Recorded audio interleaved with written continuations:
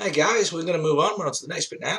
I just had a message from Miss Wilson from school, and apparently we're down to 13 children in school today.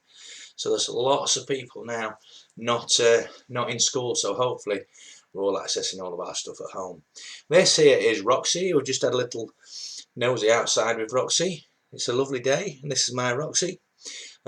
So we've been outside, just had to listen to the birds, and it's great actually. It's a lovely day, and it's amazing how quiet it is up here and how we can hear all the birds and see everything. So a little bit nippier in the room. And here's my stepdaughter coming in. Ab, come and say hello to. Come on, don't be shy. Don't matter. Come on, just pop your head round. So this is it. Abby will probably pop. Hopefully she'll pop her head in one of these videos and say hello to you all. So yeah, so we're going to move on. I'm going to let Roxy go and do whatever she wants to now, and we're going to move on to chapter 4. Down you get, girl. Good girl. There we go. So chapter 4, like I said, the one that is simply called How to Train Your Dragon.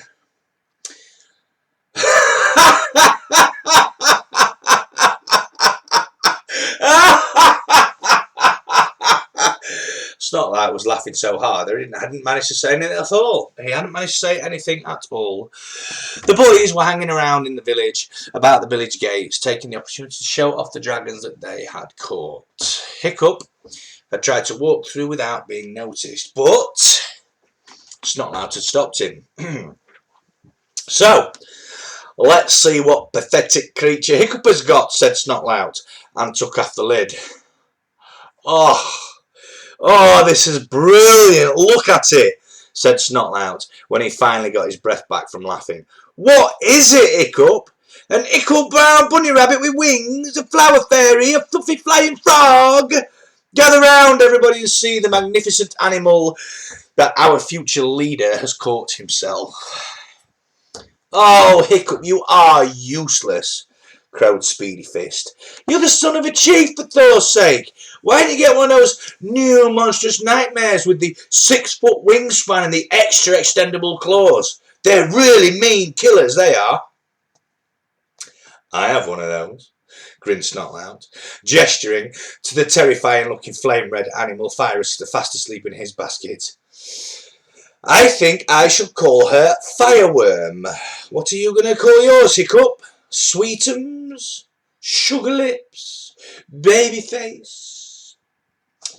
Hiccup's dragon took this particular moment to give a huge yawn, opening his tiny mouth wide to reveal a flickering, forked tongue. Very pink gums. And absolutely no teeth at all.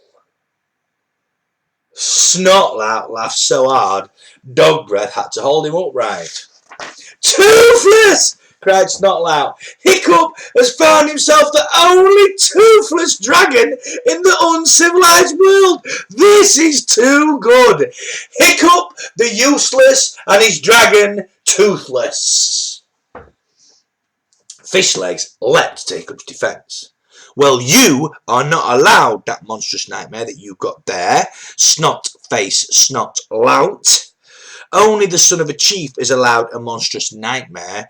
That fireworm dragon is Hiccup's by right. Snotlout's eyes narrowed. He grabbed Fishleg's arm and twisted viciously around his back.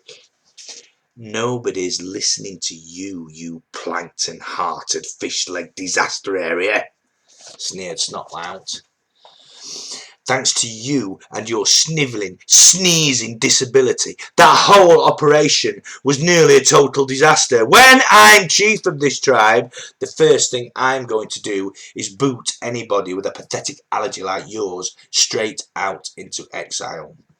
You are not fit to be a hairy hooligan.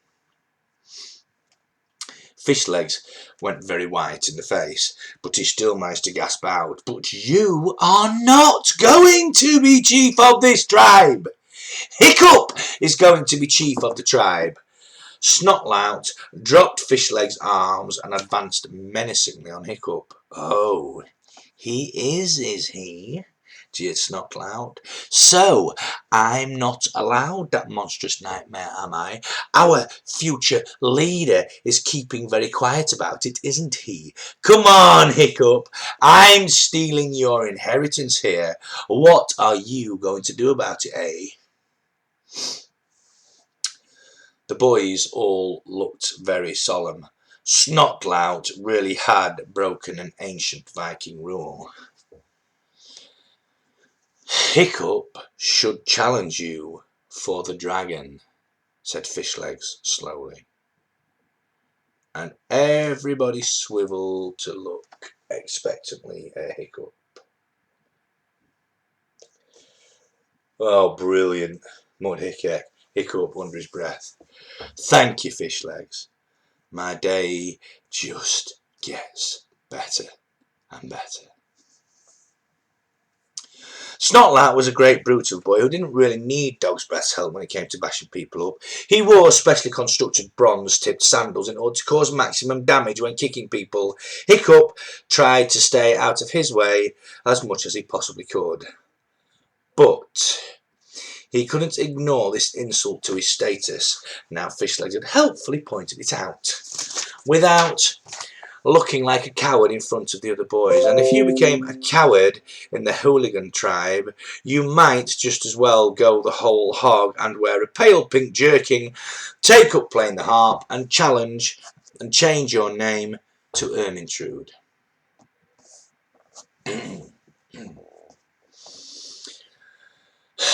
"I challenge you, snot-faced Snoutlout, for the dragon fireworm, who is mine by right," said Hiccup, trying to hide his reluctance by speaking as loudly and formally as he could.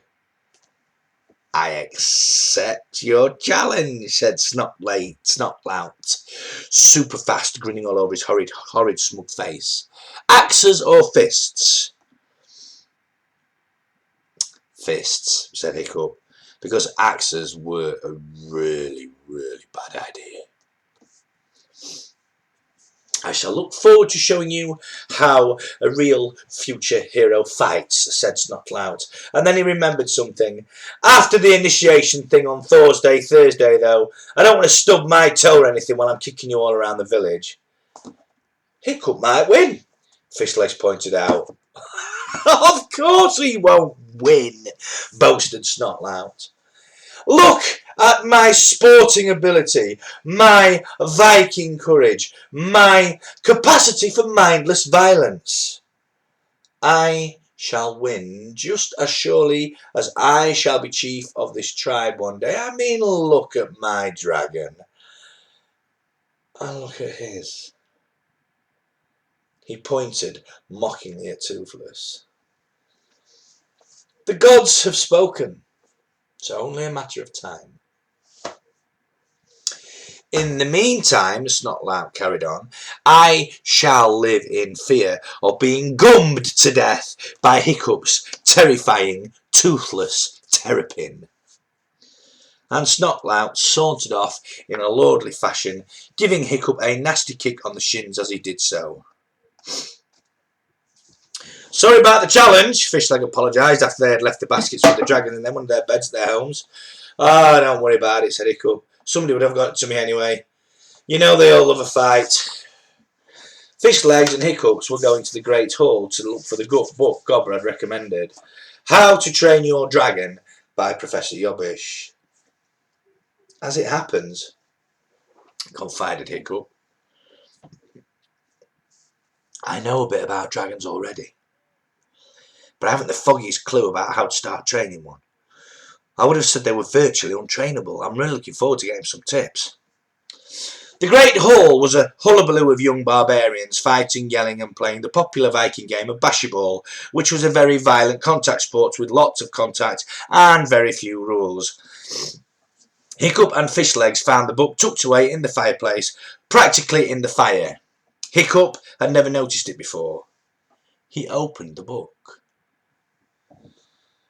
I've included a basic replica of How to Train Your Dragon by Professor Yobbish here for you parents, in order that you can share the experience with Hiccup of opening this book for the very first time.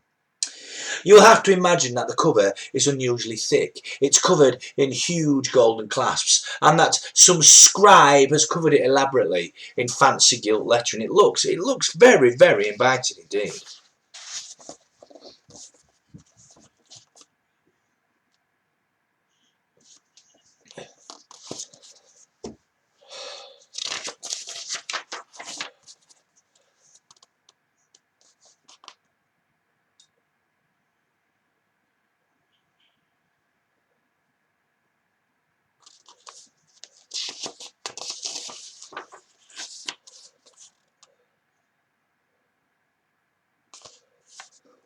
The golden rule of dragon training is to yell at it. The louder, the better. The end.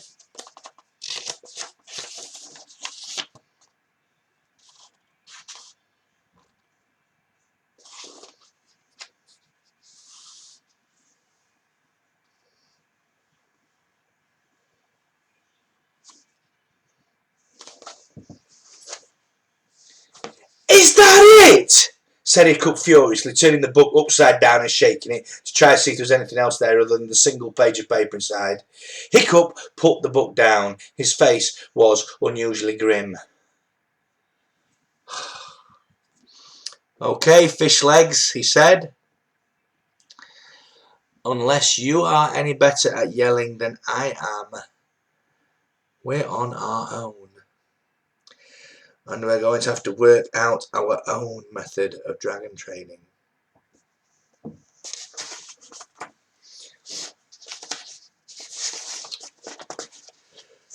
Okay, that's the end of chapter 5. The next chapter is quite a short one, so I'll crack straight on with this one from this now. So as you can imagine, parents, I mean the children are obviously well aware of what this book's all about, because they've seen it, we've read this part together within classes, and we've actually done some reading it and writing work based on it. So that's just to give you a flavour of what's happening, okay? As I think I mentioned in the first video, when I get to the point when I think I'm getting a little bit better at this every time I do a little bit of one. So hopefully by the time I get to sort of the end of chapter 10, chapter 11, I'll be able to go live and be able to do it with the children actually reading to them. So we shall see. We shall see. Yeah. So they're down to 13 kids in school or something like that all day today. Wow. Wow. And Kirk Sandal's a bit of a ghost town apparently, and Miss Wilson's mum's out walking her dog. Which I suppose that's a good thing, because that means that all of you guys and all our children are following the rules. Yeah, worrying times. Worrying times. Anyway, I hope you are enjoying my little renditions here and my little reading of it. It's a pity I don't know the story off by heart, because I could really deliver it really nicely there. But I hope that I'm not too pausey. I hope that I'm not too loud or too fast with what I'm reading, because obviously they take a little while to do the videos, and then it takes a long time to upload them. So we'll carry on. We'll carry on. So chapter 5 is called A Chat with Old Wrinkly. The next morning, Hiccup checked the dragon under his bed. It was still asleep. When his mother, Valhallarama, asked him at breakfast, "How did initiation go yesterday, dear?" Hiccup said, "Oh, it was fine, it was fine. I caught my dragon." "That's nice, dear," Valhallarama replied vaguely. Stoic the Vast looked up briefly from his bowl and boomed, "Excellent, excellent," before getting back to his important task of shoveling food into his mouth. After breakfast, Hiccup went to sit on the front step beside his grandfather, who was smoking a pipe. It was a beautiful, cold, clear winter's morning with not a breath of wind, and the sea all around was as flat as glass. Old Wrinkly blew out smoke rings contentedly as he watched the sun coming up. Hiccup shivered and chucked stones into the bracken. Neither of them spoke for a long time. At last, Hiccup said, "I got that dragon, Grandad."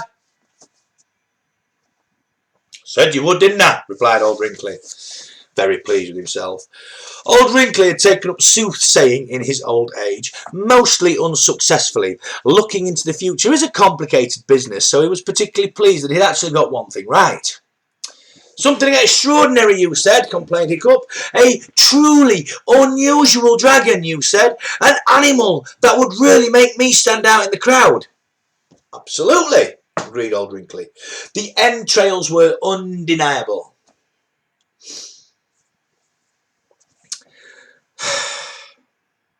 The only extraordinary thing about this dragon, continued Hiccup, is how extraordinarily small it is.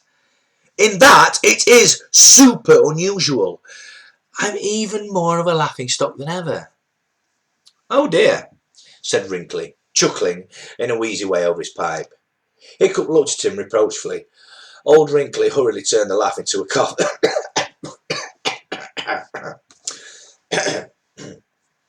Size is all relative, Hiccup, said Old Wrinkly. All of these dragons are super small compared to a real sea dragon. A real sea dragon is 50 times as big as that little creature that you've got.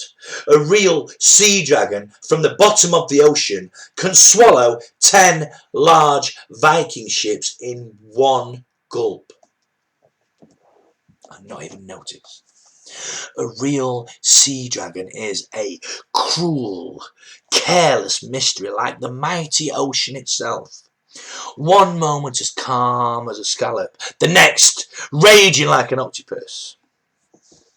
Well, here on Burke, where we haven't any sea dragons to compare anything with, said Hiccup, my dragon is just considerably smaller than everybody else's. You are getting off the point. Am I? Asked Old Wrinkly. The point is, I just don't see how I am ever going to become a hero, said Hiccup gloomily. I am the least heroic boy in the whole hooligan tribe. Oh, sure, this ridiculous tribe, fumed Old Wrinkly. Okay, so you are not what we would call a born hero. You're not big and tough and charismatic like somebody like, say, Snotlout is. But you are just going to have to work at it. You are going to have to learn how to be a hero the hard way. Anyway, said Old Wrinkly, it might be just what this tribe needs. A change in leadership style. Because the thing is, times they are a-changing. We can't get away with being bigger and more violent than anybody else anymore. Imagination. That's what they need, and what you've got. A hero of the future is going to have to be clever and cunning, not just a big lump with overdeveloped muscles. He's going to have to stop everyone quarrelling among themselves and get them to face the enemy together. How am I going to persuade anybody to do anything? Said Hiccup. They started calling me Hiccup the Useless. That's not a great name for a military leader. You have to see the bigger picture, Hiccup, continued Old Wrinkly, ignoring him. You're called a few names. You're not a natural Abashiball. Who cares? These are very little problems in the grand scheme of things. It's all very well for you to say there are little problems, said Hiccup crossly, but I have a lot of little problems. I have to train this super small dragon in time for Thursday, or be thrown out of the hooligan tribe forever. Ah, yes, said Old Wrinkly thoughtfully. There's a book on that particular subject, isn't there? Remind me, how does the great professor of Meathead University think you should train a dragon?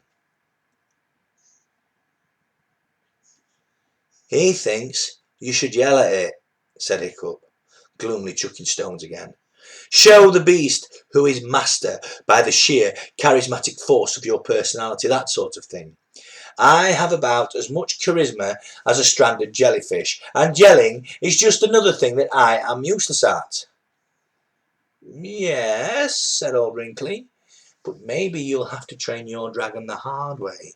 You know a very great deal about dragons, don't you, Hiccup? All that dragon watching you've been doing over the years. That's a secret, said Hiccup uncomfortably. I've seen you talking to them, said Old Wrinkly. It's not true, protested Hiccup, going bright red in the face. Okay then, soothed Old Wrinkly, calmly smoking his pipe. It's not true. There was silence for a bit.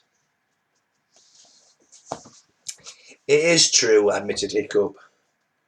But for Thor's sake, don't tell anyone. They wouldn't understand. Talking to dragons is a highly unusual skill, said Old Wrinkly. Maybe, said Old Wrinkly, you can train a dragon better by talking to it than by yelling at it. That's sweet, said Hiccup, and a very touching thought. However, a dragon is not a fluffy creature like a dog or a cat or a pony. A dragon is not going to do what you say just because you ask it pretty please, from what I know about dragons, said Hiccup.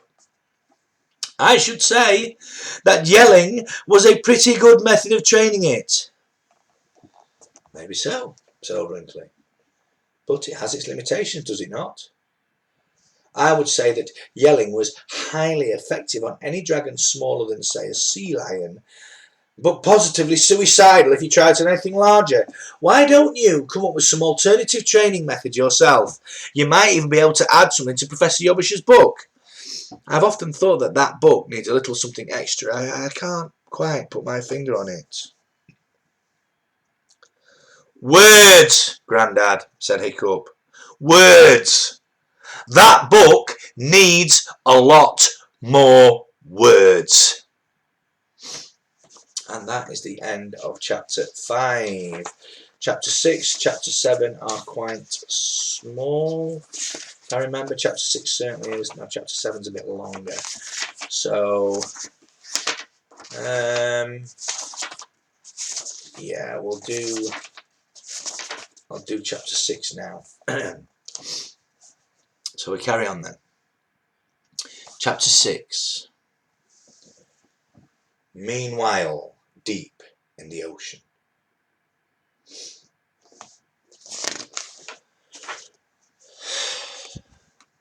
Meanwhile, deep in the ocean, but not so very far from the Isle of Berk, a real sea dragon, such as Old Wrinkly had been describing, lay sleeping on the seabed. He was indescribably large. He had been there so long that he almost seemed to be part of the ocean floor itself. A great underwater mountain, covered in shells and barnacles, some of his limbs half buried in sand. Generation after generation of little hermit crabs had born and died in this dragon's ears. Hundreds and hundreds of years he'd slept because he'd had a rather large meal. He'd had the luck to catch a Roman legion camping on the cliff top.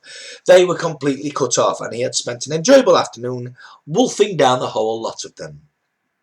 From commanding officer to lowliest private, horses, chariots, shields and spears, the entire lot had disappeared down the ravenous reptilian gullet.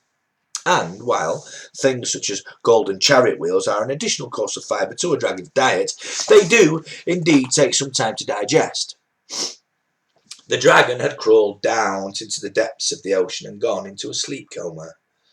Dragons can stay in that suspended state for eternity, half dead, half alive, buried under fathom after fathom of icy cold seawater. Not a muscle of this particular dragon had moved for 6 or 7 centuries. But the previous week, a killer whale who had chased some seals unexpectedly deep was surprised to notice a slight movement in the upper eyelid of the dragon's right eye. An ancestral memory stirred in the whale's brain, and he swam away from there as fast as he could. And a week later, the sea around the Dragon Mountain, which had previously been teeming with life, with crabs, with lobsters and shoals of fish, was now a great underwater desert. Not a mollusk stirred, not a scallop shimmied. The only sign of life for miles and miles around was the rapid jerking of both the dragon's eyelids, fluttering up and down as if the dragon had suddenly gone into a lighter sleep and was dreaming. Who knows what dark dreams